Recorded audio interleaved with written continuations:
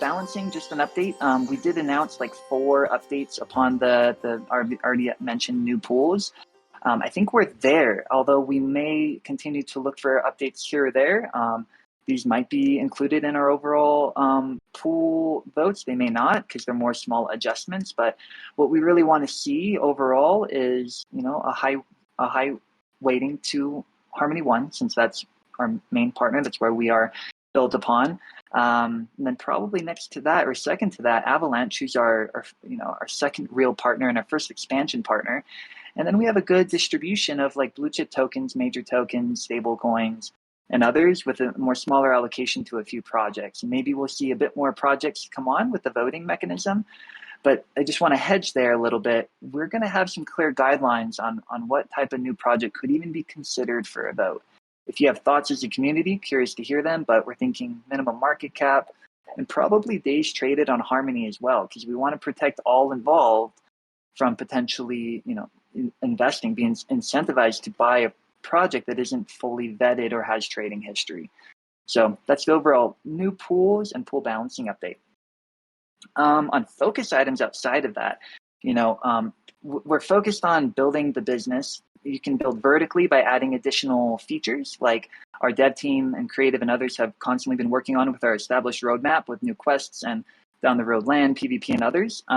We can also expand horizontally, which is an example of what we're doing with Avalanche, to not only add new features, but take Solidity code, bring it to an EVM compatible chain, scale a little bit there while bringing in new participants and adding value to previous participants. Hopefully that will be, very successful in growing the business and beneficial for all involved.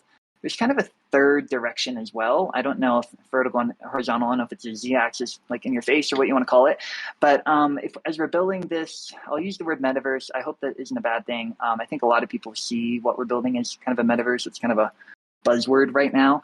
But there are other games or applications that are related. An example of this is, AnySwap doc. We built the docs for the AnySwap bridge. And our intention really is to have fee sharing there, with other bridges as well being integrated to support everything within the game. So anything coming into Harmony that comes through our interface, there's some fee sharing. And where does that fee sharing go? We're intending that to go mainly right into the bank or right into the Quest Fund to ultimately go back to the players in the community. So if you think about other games that are related to DeFi Kingdoms, or they're going to be applying for a grant that we'll mention here in a moment, or building on top of us, or some type of synergy that we could integrate in the game, maybe in a similar ways we did docs. It's, sky's the limit there, where you can have other forms of revenue generation that benefit the overall community and players. Okay, so I'm going a little bit long here on my list, so I'm going to speed up a little bit. Partnerships with chains. So I want to be very transparent. We are constantly reaching out to all the other chains out there. This is not just for the only reason of expanding. We do not want to expand too quickly. We want to be very careful about all the changes we're making. Each one will be disruptive, positive and negatively. But we are talking with Avalanche, obviously. We are staying in touch with Phantom, with Terra. We can't even build on Terra easily, but we're still wanting to make sure that we can identify ways to, partner with them, to use their input on what we're doing. And maybe some unique ways that we might be able to use UST or others. Also Polygon, they're obviously very interested in gaming. We really want to control the narrative in this way as well, to make sure that we are learning as much as we can and building relationships so that we are in a position to make and suggest the best solutions and next steps for DeFi Kingdoms as possible. VC or venture capitalist fund interest strategy. So this one's kind of interesting. We get a ton of VCs reach out to us. So many projects, they whitelist, they pre-sale, they hype up, they get capital, and then they kind of try to follow through. DeFi Kingdoms, you've done quite different, right? Frisky Fox has been very focused on us, focusing on quality and focusing on community and having the rest follow. And I think we've stayed true to that. Any type of acceptance of an offer from a VC firm that would get in the way of that natural flow of building quality and having it come is something that we're not really entertaining. As they reach out to us, though, there are some opportunities to have some advisory. There's a lot of really smart people at these firms. We're trying to learn with the legal environment, tax environment, and other things. But we also just direct them right into the game. It's kind of interesting when you open up the game and you talk about the various heroes available and holding Jewel and putting it in the bank and offering liquidity, a lot of it turns into really interesting education for these more traditional investors. And if they get into the game, it's more separate from us. We don't really incentivize them different from any other participant, but wanted to be transparent with that strategy. Okay, so that's the biz dev update. That's the expansion overview. The last piece here. So I hope that most people have seen the posted grant approval for $1 million from Harmony. We are matching that scaled by 2 times to 2 million from DeFi Kingdoms. And if you notice, there is not one penny going to me or Frisky or Tango or anybody here. It's all going back to the community. So that's in the form of grants, bounties, hackathons, charity, lowering barriers to entry. We're kind of thinking about that, like trying to learn from Axie Scholar program and maybe some humanitarian efforts, and you can read more there. But I'll pause there for a few updates on that list. Sunbear, if you're on and can unmute, give us an update on what's going on at the bounty side at least. And even though the charity didn't fall under the purview of the Harmony grant, and maybe just give an update on the Odette Typhoon, as that's pretty exciting. Absolutely. Thank you, Dreamer. Hey, y'all, I am so excited to be here with you and just overwhelmed by the community support for these programs and Harmony support with this grant that was just approved. Like Dreamer said, $1 million from them, and then DeFi putting up $1 million to go straight back into our community.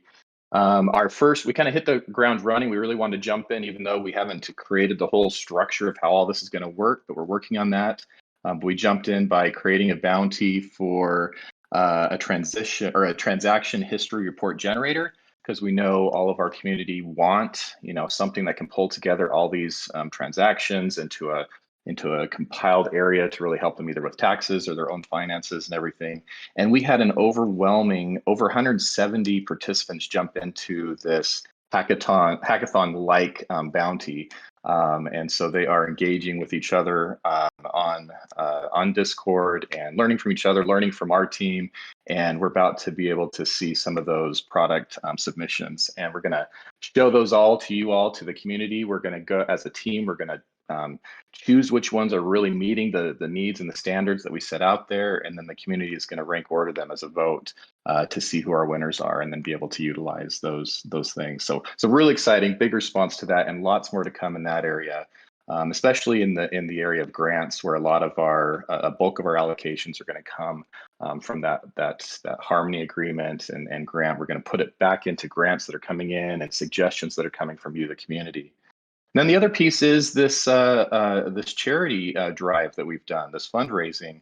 We had members of our community that were a part of the group in the Philippines. I mean, even one of our winners on Discord was affected, and people really started talking about what can we do? And we thought, you know what, let's just as DFK jump in and try and make something happen. So we created a few possibilities. We put them back out to the community to see what y'all wanted. And it was awesome to see how the community want us to act quickly. They said, let's not take time doing, a different auction or whatever it might be, but let's put money up. Let's get DFK to match that money. And so what we did is offered 250,000 USD, Jewel in US, equivalent of USD, to match what the community put forward. And so far, the community has put forward $192,000 worth of coin. And so we'll be matching that, of course, to 384. And as it comes in, we're going to keep matching it until we get to that 500,000 altogether. So please keep donating, or if you haven't donated, get on Discord, get to the Linkstock channel there so you can know how to donate and be a part of it. Anything else you'd like me to update on, Dreamer? No, I think I'll just add on to that, because another really exciting piece of the donation is we're really thinking about how to do this going forward, right? So we're already going to be tracking those that donate and maybe give varying levels of achievements when achievements become available within the game. There were some really good suggestions like, hey, repurpose the wishing well for ongoing donations. That's a great idea. Like, we want more ideas like this. People should feel empowered to suggest things and to ask questions in a healthy manner. So yeah, more to come from this. I think we're going to try to make sure that as we grow and we're successful, we're impacting, the DeFi space, we're impacting our communities, and we're giving back. So thank you everybody that's, shared on Twitter, that's contributed, and that's responded as we try to look to partner with YGG and their efforts and their dedication to that region, as well as our own community that has a heavy focus in the region as well. So we want to open it up to questions, but I'll pause there. Flu, anything to add on that overview? Thank you, Sunbear, for providing the overview on the Impact Initiative. I just wanted to clear up a couple things that were in the chat. So some people got confused about the CX listing thing. Dreamer's not saying that it's never going to happen. Dreamer's pretty much saying that it's inevitable at some point, but that we don't feel as if it's something that we need to rush into because of the different consequences and concerns that some people have had. We're always open to input on that. Would you say that's all fair, Dreamer? It's pretty... Yeah, so we're in a holding pattern. We're learning, right? We don't want to make any decision that is not well thought out and transparent, especially one like that. So I think on the concern with the centralized exchange listing and the overall perpetual contracts, in our discussions and our info gathering, we're also going to ask, like, does every listing have to have perpetual contracts? What is the best timing? How much control do we have over it? We don't want to just blatantly say yes or no without informing ourselves. So if people are wondering if there's going to be a surprise, tomorrow we're going to be listed on all the central exchanges, I would say no. Should people think that we're not educating ourselves, building relationships, and identifying the potential risks and how we might be able to mediate those risks and look around the corner and make sure that we're doing good to the project by letting us grow while also protecting ourselves? Yeah, that's what we're doing. We're just info gathering. So hopefully that clears that up. Please bring those questions directly to us or through mods and others if there isn't, because we don't want misinformation out there with assumptions. Awesome. And then the same thing with leverage is that it's something that we're looking into. It's not something that we're jumping into lightly.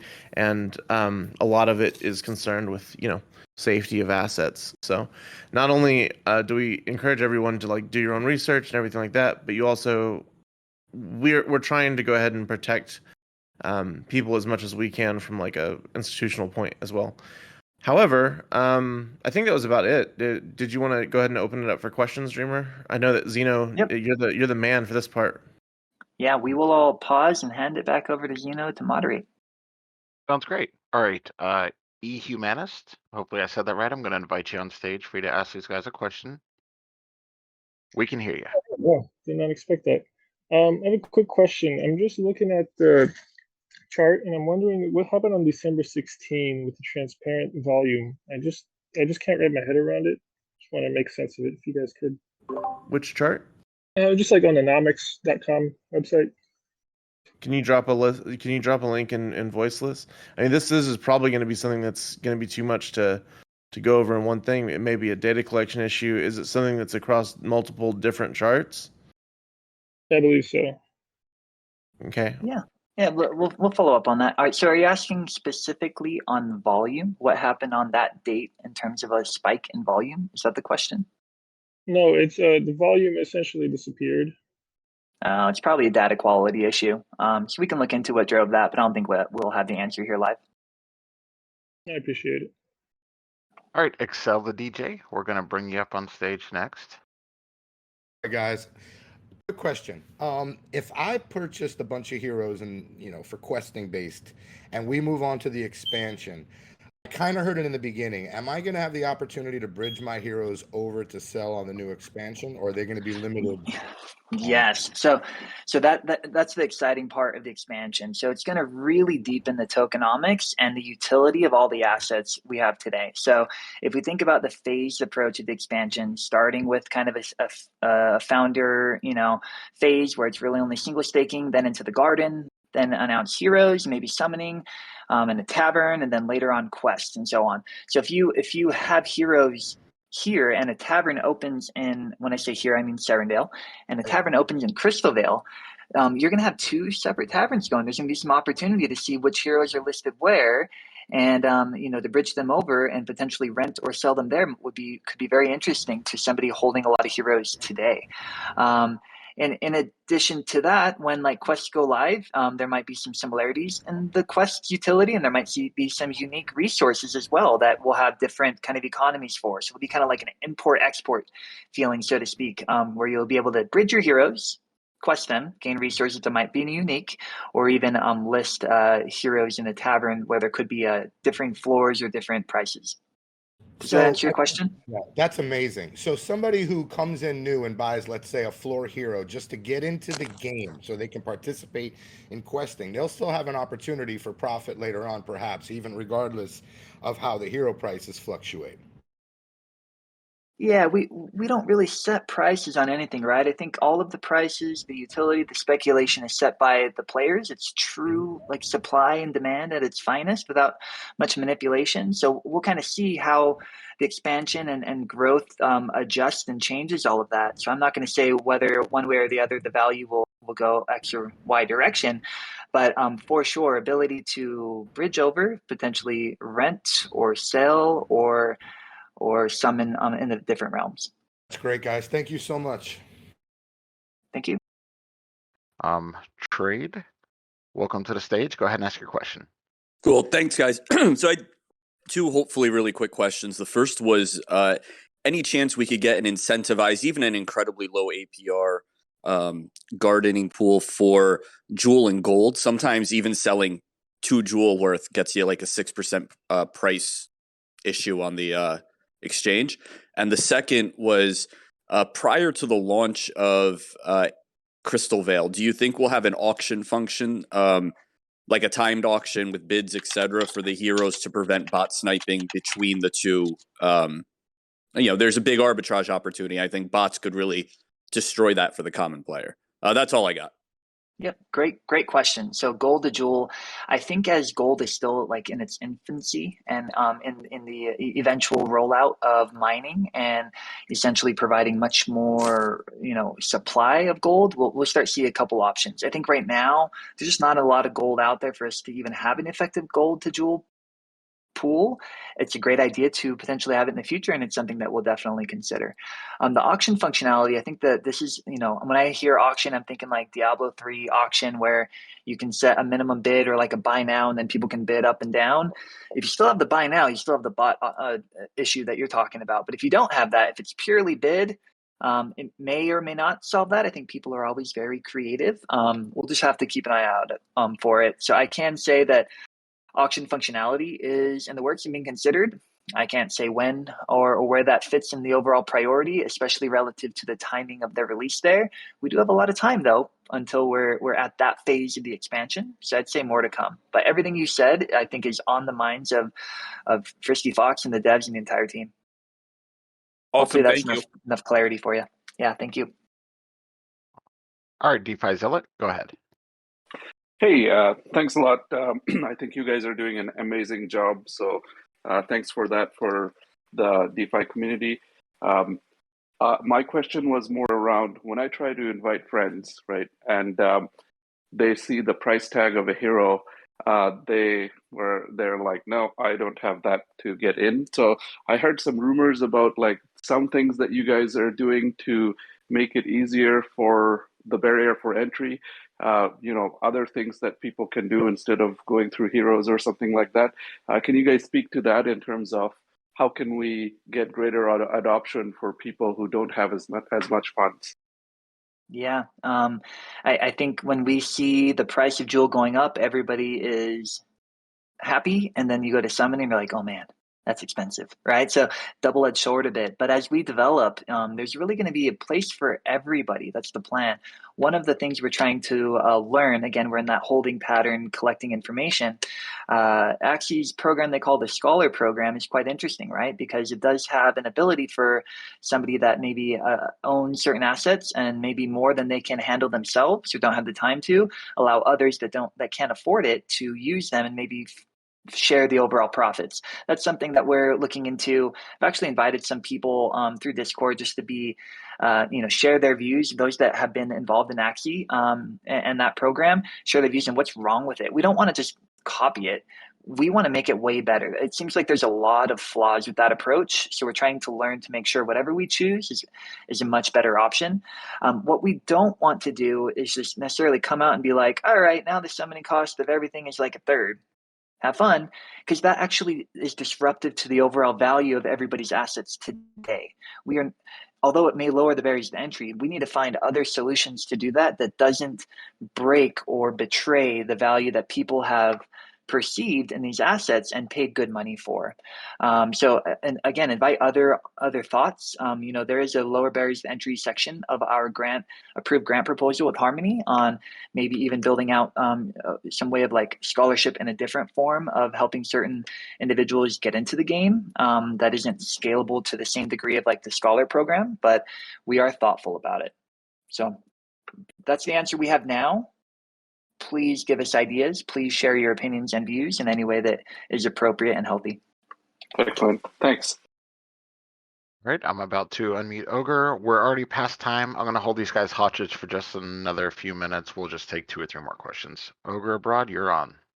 Hey, everyone. I'll be brief. First of all, thanks. You guys are awesome. Appreciate the opportunities you provided us.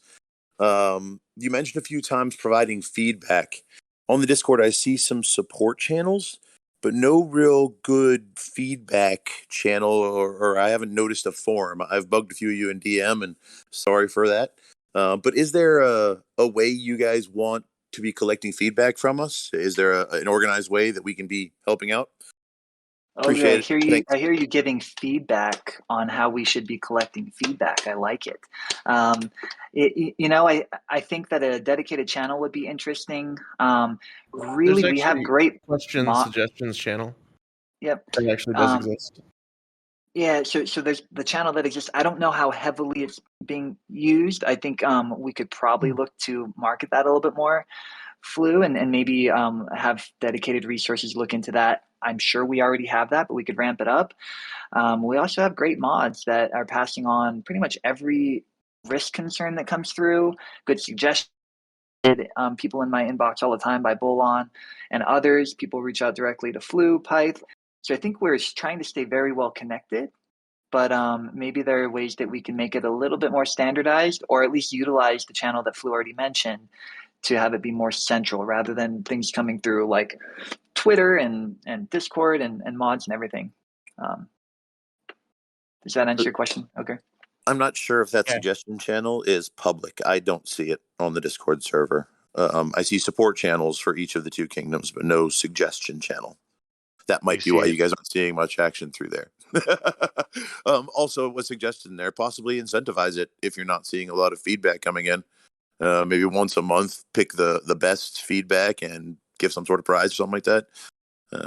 Lots of ways that could be done. Be happy to help be involved. But thank you guys. Appreciate your time. I'll jump off. Great idea, Ogre. Thank you. All right. Was that our last one? I invited one more person up here. Faulty, how are you doing? I was just wondering about, we got a lot of information on the jewel rates for gardening, but we didn't get any information on the item drop rates or anything like that.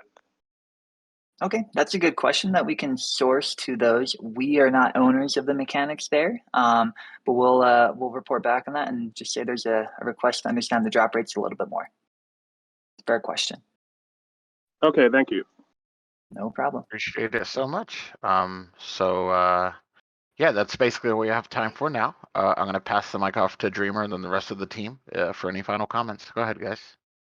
Cool. Yeah, I think just closing remarks, really. The team they have up here right now, we are trying to grow the business in multiple ways as we've gone over today. Some of these are a bit tricky. We don't just want to blindly grow and assume that our actions don't have consequences, like listing on certain exchanges or overextending or expanding too quickly, or lowering the barriers to entry by adjusting prices or anything like that. We are very thoughtful. It isn't only us here. We're very tightly tied to Hubert, Fox, Sinstar, Xeno, Spicy, and others. We really are trying to do this from, you can think of it more like a flat organization where there isn't one like supreme leader that makes all the decisions, and staying very tight to the community, both the mods, our knights, our bards, our seers, and all of you here. So we appreciate when everybody comes to listen and ask questions. We also ask that you trust us enough to bring suggestions to us in a healthy manner. This space can be so full of negativity. I'm newer to Twitter, and I hop on there and I see a lot of things go back and forth, and I often wonder, like, if people realize how they sound, right? But within this community, I feel like we have a different culture that we're really building and cultivating, and I think we need to preserve that, especially as we get bigger. We want to welcome new joiners. We want it to be okay for people to not know everything, because if we have 1,000 people and everybody knows a couple things a little bit different, together we all know a ton. Separately, we are going to all be limited, right? So the only way that we kill this and really take over and grow and preserve everybody's assets, investments, and value add in terms of the game is to stick together and make sure that we're all heard. So appreciate everybody's involvement. Appreciate everybody's support. Appreciate the questions when we're questioning what we're doing, so that we can all understand better. And obviously, we'll appreciate going forward sharing a lot of that correct information with those that might not have it. So those are my closing remarks. If anybody has anything to add, Sunbear, Flew, I saw Q hopped on here as well. Please feel free to do so, but otherwise we can close. Yeah, I just wanted to throw in something real quick. One thing I've really appreciated about this community from the beginning is the thoughtfulness and the generosity, talking about decreasing barriers or lowering barriers for entry. A scholarship program, yeah, it's going to help quite a few people out. But what I've seen also is just people helping each other out, whether it's through Discord or jumping into different guilds. I think about my friends and people that I've really helped get into this. It's, I'm going to help you summon without having to pay any rental costs, do like a private rental or something like that. Or even just reaching out and saying, hey, I'm having a hard time getting to this. Who can help me out to maybe get a hero or how to get started? So I just want to say thank you, everybody, for their generosity and the different feel for this project, because it's going a long way, and just invite you to do the same. Watch out for each other. Yeah, absolutely. The only thing I would say is just, my DMs are always open. I think I said that in the voiceless chat, but my DMs are always open if you have suggestions, if you have ideas for people for me to meet. I travel quite a bit. I like to go around the places to the different DeFi events and the different crypto events. If you guys have leads, forward them. I get some from you guys like every single day pretty much. And I really appreciate all of that, because like without, and I mean, even this goes back as far as like our earliest influencer that we had. And that was actually like a suggestion of the community. So without the community, there's nothing to develop. There's nothing to develop whatsoever. So I just want to whatsoever. So I just wanted to say thank you to everyone and just remind you guys that y'all are amazing and just keep on being that way. Yeah, and maybe just the hedge on that as well. I get a lot of DMs. Flu does. We kind of all do. Not everybody has their DMs open. We keep them open for you guys because we want to make sure we don't miss out on those leads and those ideas and everything. That also means it's really hard to get to everybody quickly, and it's really hard to make everybody feel as important as we know you are. So if we haven't responded, bug us. Send us another thing. It's not personal. It's just hard to keep up with the huge flow. So agree with Sunbear and Flu's comments. Thank you, Zeno, for moderating. Nothing more for me.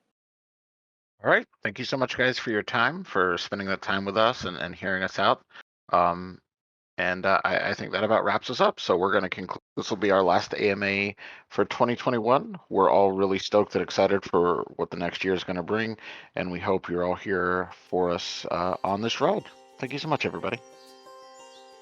Bullish. Happy New Year. Bullish. Bullish.